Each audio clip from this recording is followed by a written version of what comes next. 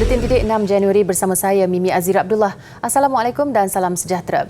Menteri Kesihatan Khairi Jamaluddin memaklumkan pemberian vaksin akan dilaksanakan ke atas kanak-kanak berusia 5 hingga 11 tahun.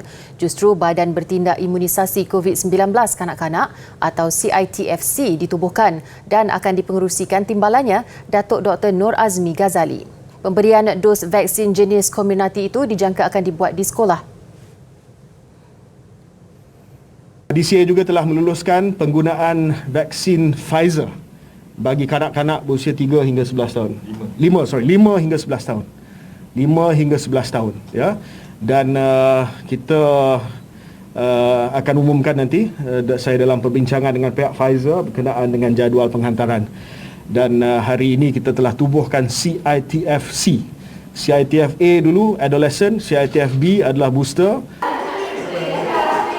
Ketua Pengarah Kesihatan Tan Sri Dr. Nur Hisham Abdullah turut memaklumkan dalam kenyataan hari ini Comirnaty 10 mcg Concentrate for Dispersion for Injection adalah jenis vaksin Comirnaty yang diluluskan untuk imunisasi COVID-19 kepada kanak-kanak berusia 5 hingga 11 tahun. Vaksin itu mempunyai kekuatan lebih rendah berbanding Comirnaty yang diberikan kepada individu berusia 12 tahun ke atas.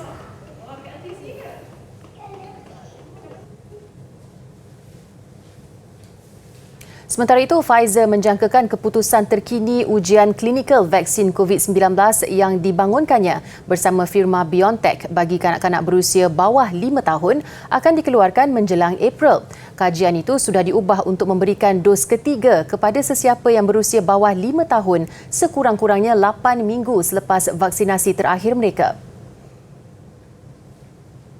Penyelidik vaksin Pfizer Dr. Alejandra Gutman berkata demikian dalam satu mesyuarat jawatan kuasa penasihat bagi kawalan dan pencegahan penyakit di Amerika Syarikat. Jelasnya syarikat itu menyasarkan untuk memperoleh data bagi kumpulan usia tersebut menjelang hujung Mac atau awal April.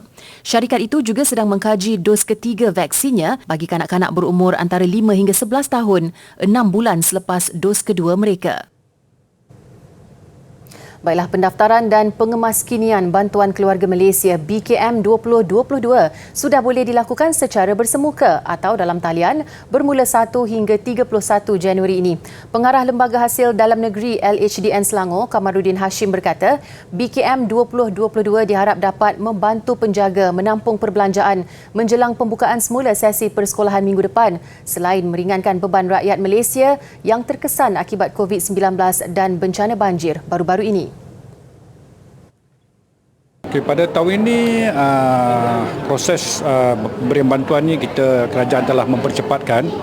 So that's why kalau tengok bulan Januari ini kita dah start buka untuk permohonan baru dan juga kemaskini lah bagi bulan ni, dan kita kerajaan jangka kita boleh bayar dalam bulan Mac lah.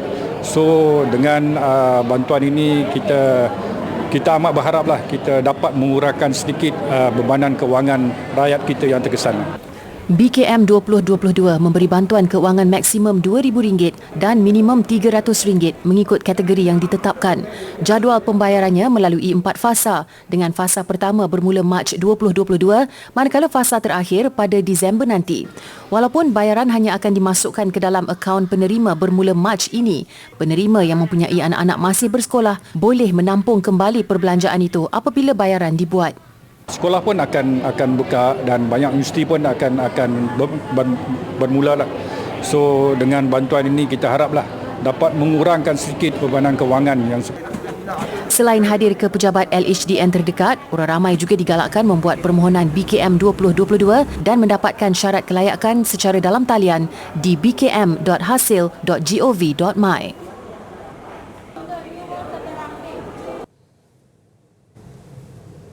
Konsep simplicity modernist yang diterapkan Nurul Liana Mat Zaid dalam projek reka bentuk bangunan Homeless Transit Center 1 berjaya memenangi anugerah projek terbaik kategori sains sosial sempena program perkaya inovasi anjuran Politeknik Merlimau Melaka PMM.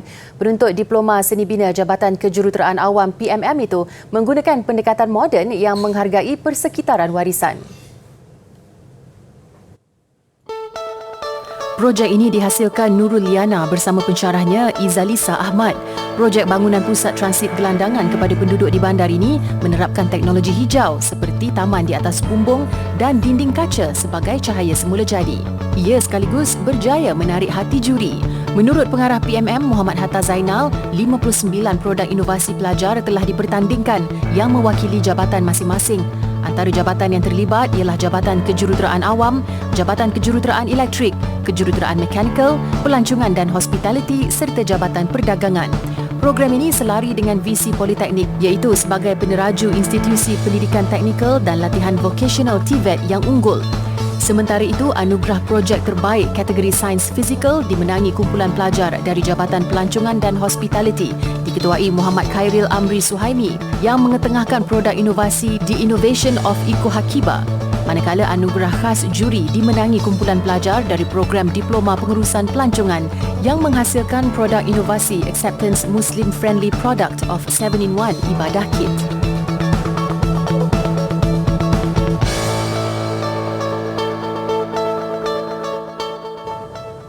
Mata pelajaran sejarah sering dilabel antara subjek yang membosankan. Menyedari tanggapan generasi muda terhadap subjek yang dahulunya dikenali sebagai tawarikh itu, seorang konsultan pendidikan tampil membawa kelainan. Muhammad Firdaus Kamaruzaman atau Cikgu Fir terpanggil untuk menghapus persepsi negatif terhadap mata pelajaran sejarah. Menurutnya, subjek itu bukanlah membosankan seperti yang disangka. Pelbagai teknik boleh digunakan untuk menghafal fakta dan sebagainya. Macam kita dululah, sebelum kita buka buku sejarah, kita dah dengar ramai orang cakap sejarah ni susah, sejarah ni susah. Jadi kita pun menganggap sejarah ni susah. Sebenarnya tidak. Sejarah ni adalah bagi saya subjek yang paling senang dan paling menyeronokkan. Itu saya boleh bagi tahu sebab bukan saja kita terletak kepada fakta kena hafal, kerana sebenarnya pelbagai cara dan teknik pelajar boleh hafal. Buat Emma sekalipun dengan jari, dengan muka kita pun kita boleh menghafal. Betul, ada cara dan teknik dia sebenarnya. Menurut Firdaus, lazimnya masalah mengingati tarikh dan peristiwa penting dalam mata pelajaran ini menjadikan ia kurang diminati. Namun, terdapat pelbagai tips untuk menghafal dengan mudah dan berkesan. Sebenarnya, sejarah ini, selain awak baca buku, awak boleh buka lagu. Dengar lagu. Lagu yang anda minati.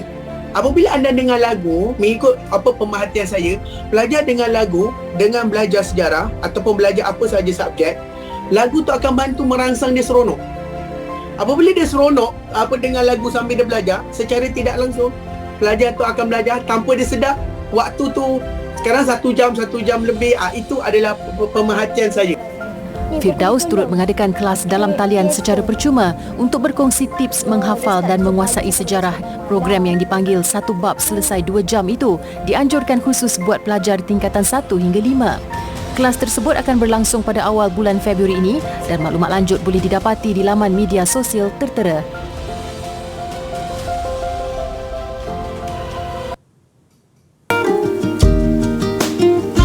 Sumbangan bantuan bencana banjir. Anda boleh menyalurkan sumbangan anda kepada Yayasan Didik Negara menerusi akaun bank tertera. Sumbangan berbentuk barangan pula boleh disalurkan ke Pusat Pengumpulan Barang YDM.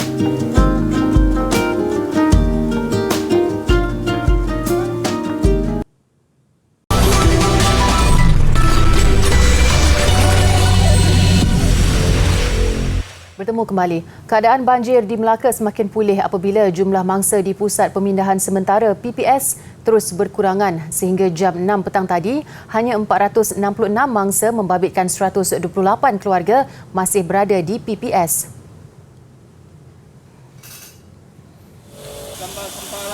Tinjauan di Taman Merdeka Batu Berendam hari ini mendapati penduduk yang ditempatkan di PPS SK Taman Merdeka dan SK Batu Berendam 2 telah pulang ke rumah membersihkan kediaman.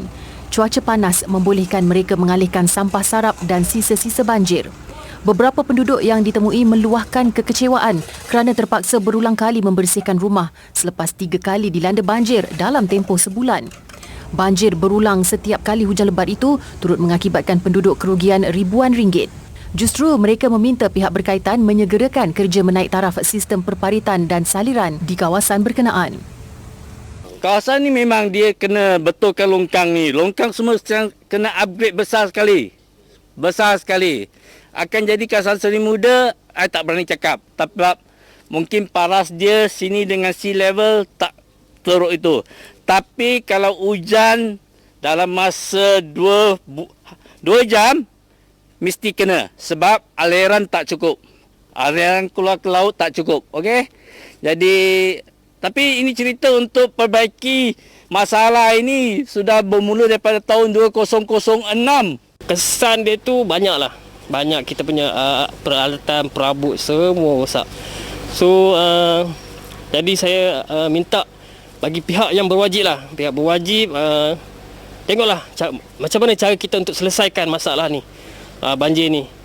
Kesianlah kalau macam saya ni mekanik kerja sendirian.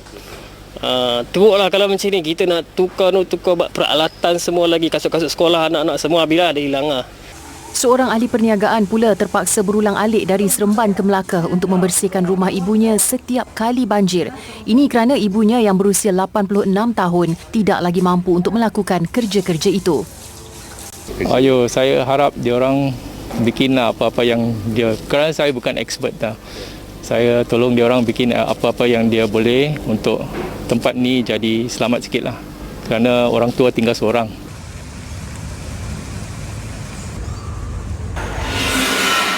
Sementara itu, keadaan banjir di 3 negeri dilapor semakin baik apabila jumlah mangsa yang ditempatkan di PPS menunjukkan pengurangan setakat jam 6 petang tadi.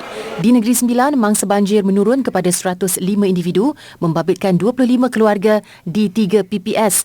Di Pahang, jumlah mangsa juga menurun kepada 499 orang di 16 PPS berbanding 1,369 orang pagi tadi. Sementara itu, laman web rasmi Jabatan Pengairan dan Saliran melaporkan Sungai Bera dan Sungai Serting di Bera serta Sungai Pahang di Kuala Sungai Cini Pekan masih melebihi paras bahaya. Di Johor pula, mangsa banjir menurun kepada 4,364 orang dengan 64 PPS masih beroperasi. 4 sungai masih mencatatkan paras bahaya iaitu Sungai Muar di Liang Batu, Sungai Paguh di Kampung Olak Sepam dan Sungai Muar di Pancur setakat jam 6 petang tadi. Dalam pada itu, penduduk Taman Sri Muda di Shah Alam, Selangor menyokong cadangan menambah baik aspek pengurusan banjir di negara ini demi menyelamatkan nyawa dan harta benda. Bagaimanapun, mereka berpendapat sistem berkenaan perlu dipantau dari semasa ke semasa bagi memastikan ia sentiasa berfungsi. Penduduk ditemui mengalu-alukan cadangan penambahbaikan itu, terutama pemasangan sistem amaran suara di kawasan berisiko bagi mengarahkan mereka berpindah. Namun jelas mereka, sistem itu perlu didirikan di tempat tinggi supaya tidak rosak ketika banjir melanda. So suddenly because we were not aware of it lah kan. Not aware. So I think the total system dia kena review balik kan, have a post-mortem. Find out, okay, how to avoid this problem, kan? The next step tu macam mana, kan? I think it will be good lah if they can do that lah. Sementara itu, pintu air dan pam di Taman Sri Muda juga perlu diperbaiki supaya ia berfungsi dan bukan rosak seperti yang dilaporkan berlaku baru-baru ini. Tambah mereka, meskipun siren pada ketika itu dibunyikan, ia mungkin tidak didengari penduduk kerana hujan lebat selain tidak dapat membezakan petanda amaran berkenaan. Kalau sebab kawasan ni dia lepas ke tepi kan, ke belakang. Jadi macam bantuan kalau jadi semua belah ke depan dulu. Yang belakang ni ada yang dapat dan tak dapat. Jadi diorang gunakan hoiler tu beritahu semua. Jadi jangan pergi jauh sangat. Isnin lalu, Jabatan Meteorologi Malaysia (Met Malaysia) mencadangkan sistem amaran siren banjir berpusat diwujudkan dalam mesyuarat khas Pasukan Petugas Pengurusan Pasca Banjir Monsun Timur Laut 2021-2022.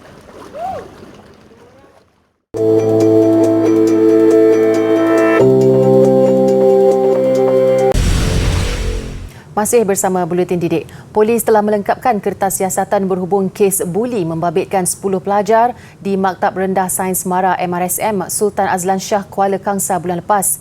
Ia telah dilengkapkan untuk tindakan selanjutnya. Ketua Polis Daerah Kuala Kangsar ACP Omar Bakhtiar Yaakob berkata kertas siasatan kes itu telah dilengkapkan pada 17 Disember lalu dan diserahkan kepada Pejabat Pendakwa Raya Negeri Perak untuk tindakan seterusnya 2 hari lepas. Kes membabitkan 10 pelajar MRSM Kuala Kangsar itu disiasat di bawah Seksyen 323 Kanun Kesiksaan. Sebelum ini, polis mengambil keterangan 9 pelajar berusia 13 tahun dan seorang 15 tahun yang dipercayai terlibat dalam satu kes buli susulan penularan video di media sosial yang memaparkan seorang pelajar ditumbuk di bahagian perut. Persatuan Peniaga-Peniaga Kecil Pasar Besar Siti Khadijah Kota Baru mengaplikasikan kaedah pembayaran tanpa tunai menerusi aplikasi kod QR ke arah mewujudkan kehidupan masyarakat digital. Pengerusi Persatuan Peniaga-Peniaga Kecil Bumiputra Ahmad Nazri Cik Omar berkata pada peringkat awal pihaknya menyasarkan 400 peniaga di pasar itu menggunakan kaedah tersebut untuk urusan jual beli dengan pelanggan mereka. Menerusi pembayaran menggunakan aplikasi kod QR, ia secara tidak langsung menyediakan kemudahan pembayaran lebih fleksibel kepada orang ramai sekaligus menggalakkan komuniti berjinak-jinak dengan pembayaran tanpa tunai. Dan ketiga, memperkasakan pengguna keuangan di lokasi yang berdaya maju. Dan untuk transaksi lebih selamat dari jangkitan COVID kerana tiada sentuhan fizikal apabila membuat pembayaran sebagai pembeli. Beliau berkata demikian selepas program pembudayaan pembayaran normal baru transformasi digital Pasar Siti Khadijah. Katanya pengguna juga tidak perlu menanggung risiko membawa wang tunai dalam jumlah yang banyak kerana pembayaran dapat dilakukan terus. Kaedah itu juga kali pertama diperkenalkan dalam kalangan peniaga pasar bagi membiasakan mereka berurusan dengan pelanggan menggunakan kemudahan digital bagi mengurangkan kebergantungan kepada wang tunai. Kemudahan pembayaran tanpa tunai ini semakin berkembang pesat ditambah pula dengan pandemik COVID-19 sekaligus menjadi medium pembayaran popular dalam kalangan masyarakat hari ini.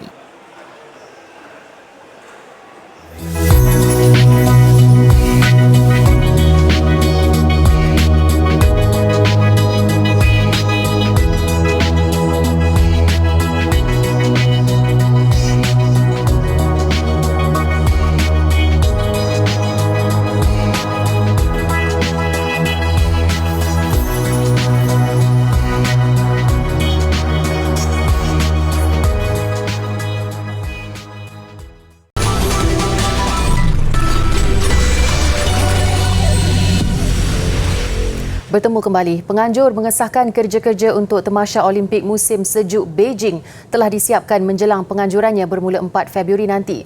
Dalam sidang media hari ini, Naib Presiden dan Setiausaha Agung Jawatan Kuasa Penganjuran Han Serong berkata, pusat media utama Tamasya juga mula menerima kehadiran media domestik dan antarabangsa kira-kira sebulan sebelum Tamasya berlangsung. Dalam pada itu, larian obor dipendekkan kepada hanya 3 hari iaitu 2 hingga 4 Februari. Ia meliputi 3 zon pertandingan, Beijing, Yanqing dan Changjiakou dengan penyertaan 1,200 pemegang obor. Menurut jurucakap Jawatan Kuasa Penganjur, Zhao Weidong, rekaan dan laluannya diinspirasikan daripada budaya musim sejuk dan tembok besar China dengan gabungan pemandangan indah kota dan kampung di China. Pada masa sama, persiapan untuk upacara pembukaan Tamasya Olimpik Musim Sejuk 2022 seperti latihan dan penerbitan masih dijalankan. Meskipun beberapa bahagian dalam upacara itu telah diringkaskan, pihak penganjur berusaha mengekalkan suasana kemeriahan dan kemegahan Tamasya itu. Semalam, Presiden China Xi Jinping mengadakan tinjauan dan pemeriksaan ke beberapa venue Tamasya. Sambil menyifatkan kesemua persiapan kini dalam fasa akhir, beliau turut mengucapkan selamat maju jaya kepada semua atlet terlibat. Dalam perkembangan lain di China, Festival Ais dan Salji Harbin kembali lagi. Kali ini lebih istimewa meraikan penganjuran Tamasya Olimpik Beijing bulan depan. Edisi kali ini mengajak pengunjung mengenali lebih dekat acara-acara sukan musim sejuk selain berhibur. Kelihatan pengunjung bermain dengan salji bertemankan pemandangan indah matahari terbenam. Menurut pemilik taman tema ini, lebih 230 juta liter ais dan salji diperlukan untuk membina 65 kawasan. Di tengah taman fantasi ini, terletaknya menara ais Olimpik setinggi 42 meter diinspirasikan obor Tamasya kali ini. Terdapat juga 24 anak tangga, simbolik tahun ke-42 penganjuran Olimpik musim sejuk. Lain-lain ukiran termasuklah menara dan tinggalan sejarah dari negara luar. Bagaimanapun, pertandingan melibatkan penyertaan orang ramai masih ditangguh buat tahun kedua berikutan COVID-19. Malah kos penganjuran festival juga banyak bertumpu kepada pencegahan penularan kes positif. Antaranya, pengunjung perlu membuat tempahan sebelum datang ke sini, manakala keseluruhan taman disanitasi 4 kali sehari. Apapun, semua itu tidak menghalang mereka menikmati kemeriahan di taman salji dan ais terbesar di dunia ini. Sebelum pandemik melanda, festival ini merekodkan lebih 10 juta pengunjung dalam tempoh sebulan. Beberapa perlawanan bola sepak Piala Dunia FIFA di Qatar tahun ini bakal dilangsungkan di sebuah stadium mudah alih. Direka khusus oleh sekumpulan arkitek di Sepanyol, sebahagian besar strukturnya menggunakan kontena kapal yang mampu disusun sehingga memuatkan 40,000 penonton. Nama Stadium 974 adalah bersempena kod panggilan antarabangsa Qatar, juga jumlah kontena yang digunakan. Kumpulan arkitek membina semua ruang di dalam stadium seperti tandas, tempat menjual makanan, skybox dan sebagainya dengan membolehkan setiap rekaan disimpan di dalam kontena. Kontena-kontena ini akan dipasang pada sebuah struktur apabila diperlukan sebelum dilengkapi elektrik dan utiliti lain. We really felt that it wasn't really necessary for Qatar to have this 8th stadium after the World Cup.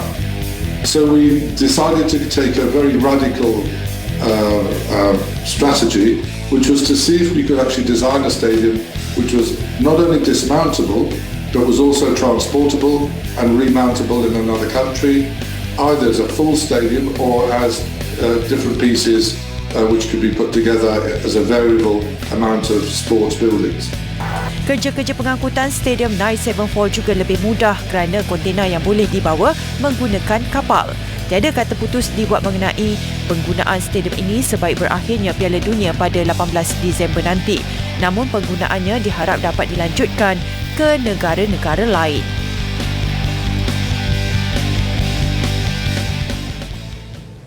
Baiklah, Jepun menerima salji pertamanya tahun ini di Tokyo dengan jangkaan setebal 5 cm. Paparannya mengakhiri Buletin Didik. Saya Mimi Azir Abdullah. Salam hormat dan kita jumpa lagi.